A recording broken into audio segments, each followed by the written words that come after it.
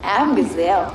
Welcome to Zootopia. And welcome to the Grand Pangolin Arms. Zootopia is one of the most popular Disney Oscar-winning feel-good flick of 2016. It's true that the animated movie literally climbed to the ranks of Disney royalty and won not only the kids' hearts, but the hearts of the adults as well. Since 2016, this film has, without a doubt, been viewed over and over by its army of fans, ourselves included. But every time we watch this amazing film, we found out more and more details that we missed before. In this episode, we're gonna reveal the details and secrets you might have missed in Zootopia. Stick till the end and let's get it started. I can make the world a better place.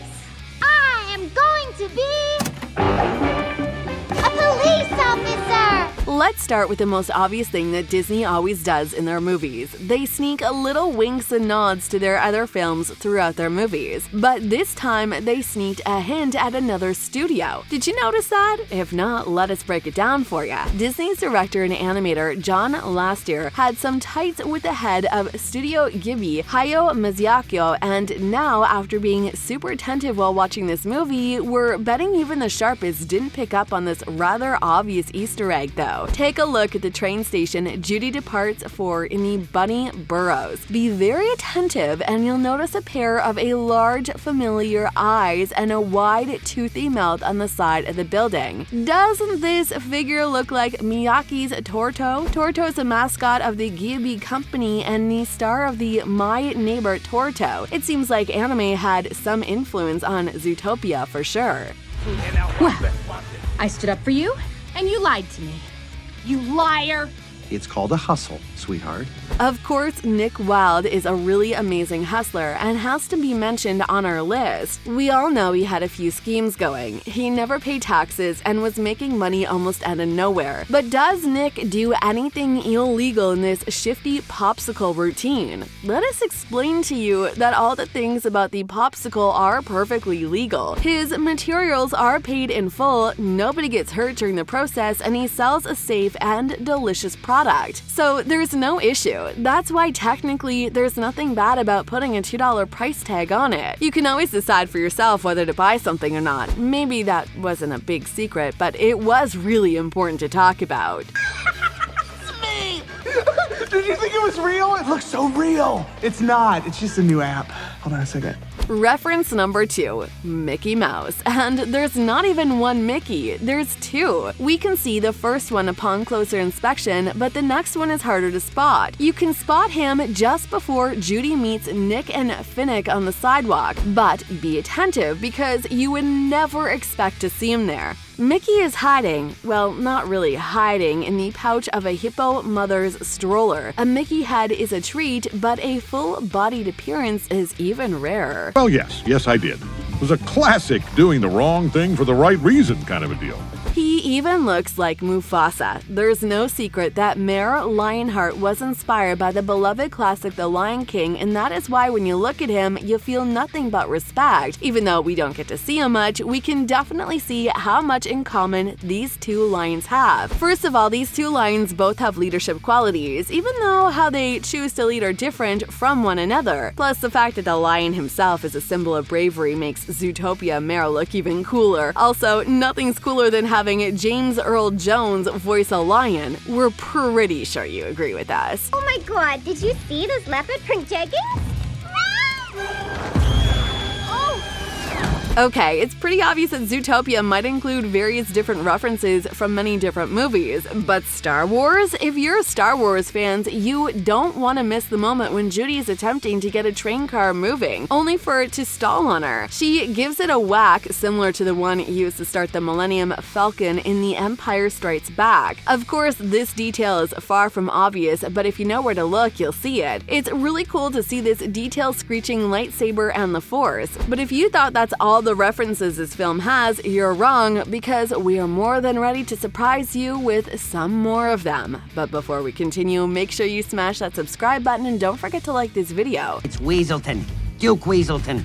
And I ain't talking rabbit. And ain't nothing you can do to make me. Here's another reference. Watching so many Disney movies, we've noticed that almost every movie includes at least something from Frozen. Of course, Frozen became an extremely popular film all over the world, and we can understand why they added this movie's references almost everywhere. However, for Zootopia, the reason is a little bit different. Directors Byron Howard and Rich Moore, who created the Kingdom of Arendelle, were the ones who also created the world of Zootopia. So no wonder they couldn't help but add a few more nods to Frozen into the mix in Zootopia. Alan Tudyk's Duke Weaselton, Chief Bogo, all of them definitely remind us of one of the best liners in Disney history. But here's a reference you might have missed. Remember the scene when Judy's train cruises through Tundra Town? Have you noticed two little elephants in Anna and Elsa costumes walking with their mother? Just take a closer look and you'll see. Whatever happened to that jaguar? The traffic cams would have caught it. Bingo! This hidden detail is not only just a detail you miss, this is a detail that can change the way you think of Nick Wilde at all. Not only about Nick, of course, Nick is one of the most lovable characters in this movie, and after his monologue you start loving him even more. He opened up about the bullies he had to deal with, and they have a common denominator that you might miss when you watch Zootopia for the first time. You'll be surprised, but all of Nick's tormentors are all prey animals. During his monologue, he managed to mention that he was being the only predator in the Ranger Scouts. Doesn't it change your mind about all the predators versus prey conflicts? Even before knowing a bunny can go savage, we can see that creatures like a zebra, groundhog, and colt can be just as cruel. Blood,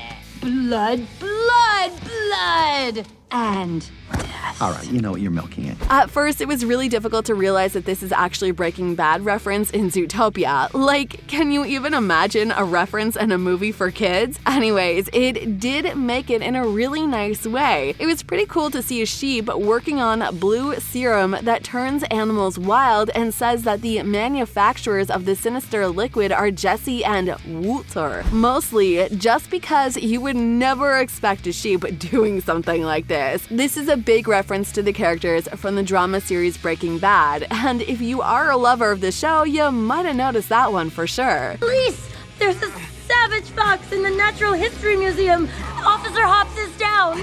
Of course, it's way more interesting when the movie or filmmaker decides to hide the baddie and reveal him in the very end, and that's exactly what happened in Zootopia. They hid the villain in plain sight. Assistant Mayor Bellwether was the hidden bad guy, and it's safe to say that her reveal is unexpected for some. However, some eagle-eyed viewers had noticed a few hints at who's really pulling the strings in the anti-predator plot. It all starts when they move Clawhauser from the front desk to records down by the boiler.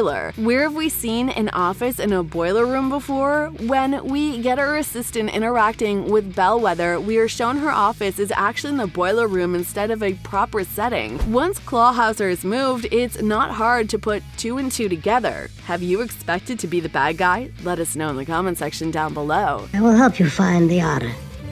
I will take your kindness and pay it forward.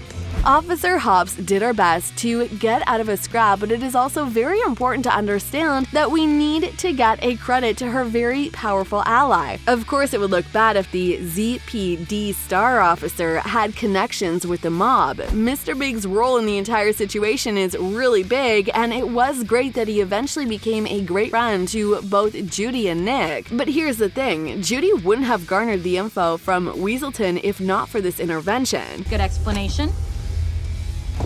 Flash, 100-yard dash. Have you watched Zootopia? If we missed any more secrets from this animated movie, please let us know in the comment section down below, and we'll see you in the next episode. Bye-bye. Hey, Flash, I'd love you to meet my friend. Darling, I've forgotten your name. Officer Judy Hobbs, CPD, how are you? I am doing